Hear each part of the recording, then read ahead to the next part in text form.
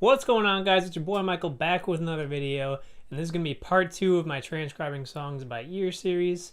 So today we're going to break down and transcribe a song.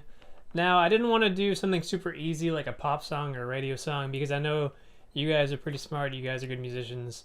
You don't need me to show you how to break down a Justin Bieber song, you can figure that out on your own. So we're going to do something a little bit more difficult. We're going to break down a Periphery song, it's Marigold, so I chose one I already know how to play, I broke it down already. So I'm going to show you guys my process when I'm learning a song like this and how I choose to do it. So let's get right into it. Now I'm going to play the track from my phone here, just the way my setup is going. And here we go. So we're going to start off without trying to learn how to play it or anything. The song is in drop C tuning. Let's just start by listening to the song first. And we're going to try to pick out the bass notes first. So it's a complicated riff, and when you have a complicated riff like this, the riff is generally built off of chords. So instead of trying to hear each individual note when it's like fast 16th notes, like no one can break that down. It doesn't matter how good your ear is. You're not going to hear every single note and get the pattern right on the first try. We're just going to try to pick out the sort of chords, and this is where the theory knowledge comes into play because there are chords that fit into every scale. So when you hear certain intervals, you know where the root note is and you know which bass notes are being played. You know which chords are being built off that, and you can eliminate 5 notes from each chord basically, and that makes it a lot easier to figure out which notes are being played in the song. So we'll start off with just a listen here.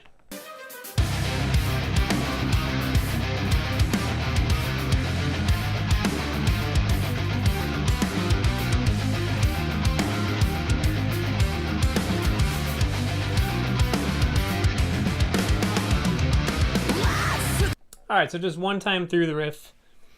And I picked out a couple of things on that first listen. So the bass notes are going to go C, and then it goes up to, sounds like it goes up a fourth to that F right there. Goes up another second to this G. And then we can hear it go up a half step. There's a deceptive resolution there. And then it goes back down to the G. And then it sort of hangs on the G. We hear the bass go down to the F, and that's actually an inversion of the 5/7 chords to talk about in a second. And then back to the G, to cadence back to the original note. Now, one way you can really figure out the dead giveaway that it's sort of like is going back to G before it goes back to C is because that's a perfect fifth resolution. Now in music, in most scales, you're going to have the 5 chord, which is a 5/7 chord. It's the dominant chord, and it creates a lot of tension. So the 5th chord of the scale is always going to be that cadence chord where it's going to want to resolve back to the 1. So it doesn't matter what type of music you're listening to, most music is going to have that chord in there somewhere. And it's like, I think it's really obvious in Marigold, that sound. So you can really hear that like bass resolution going on.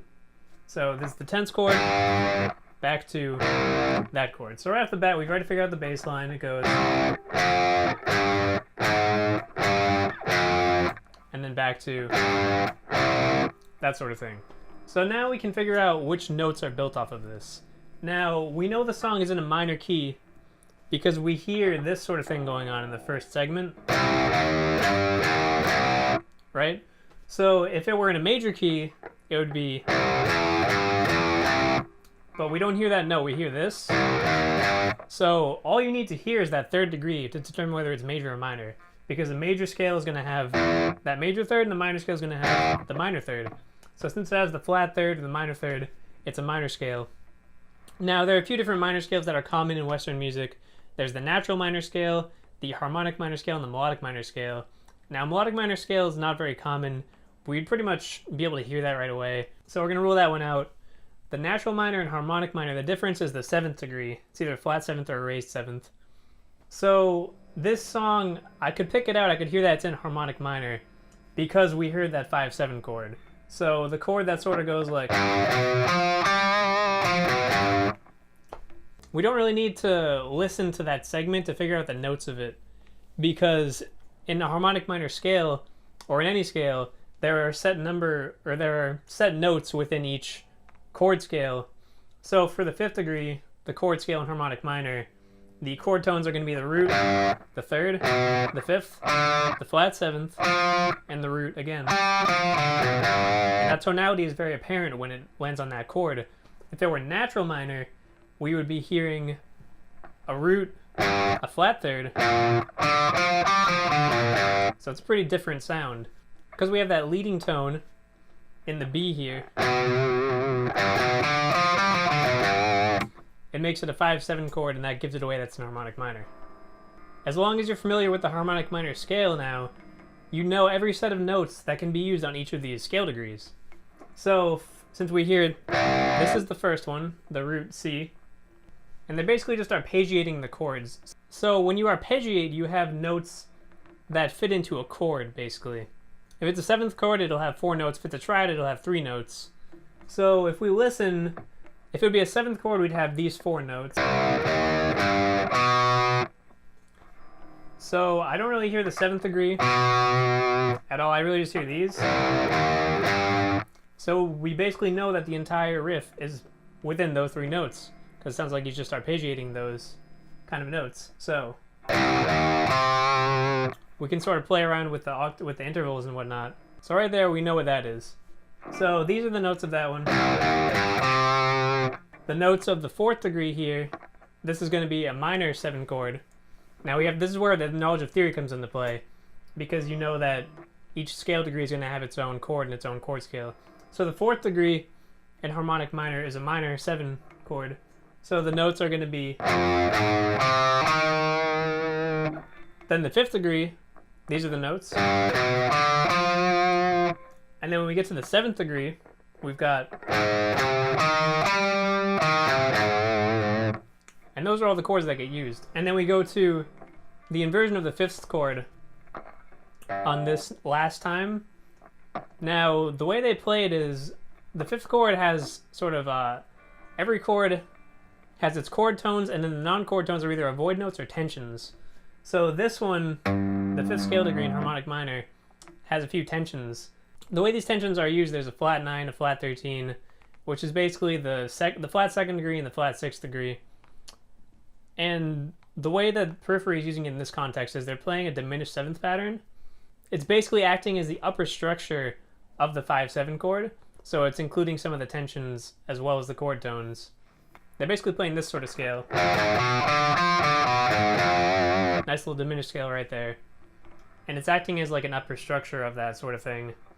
And of course, they're ending on that cadence chord there, the G. So even though they're playing from the 4th degree, you still have to use your ears in this context to determine that it's not this scale, and that it's this one. But something that will clue you in that that is that scale and not the 4 minor scale is that it's on the cadence chord. It's the last chord of the phrase, basically. So you know it's going to be some sort of cadence chord that's going to want to go back to the root note. Now this is the easy part, pretty much.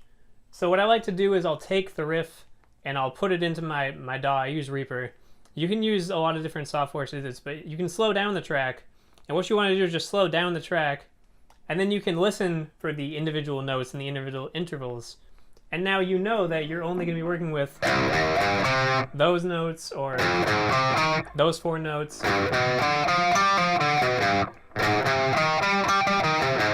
So like those are the notes that you're going to be using for the entire riff.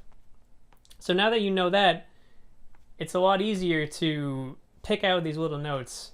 And from there, I think you guys can figure out how to listen and, you know, pair up which note sounds like which note. But that's a good example of how to use theory to sort of take a complicated riff, break it down piece by piece, use not only your ears and your pitch recognition, but using contextual clues to figure out which notes are being played and how the riff goes.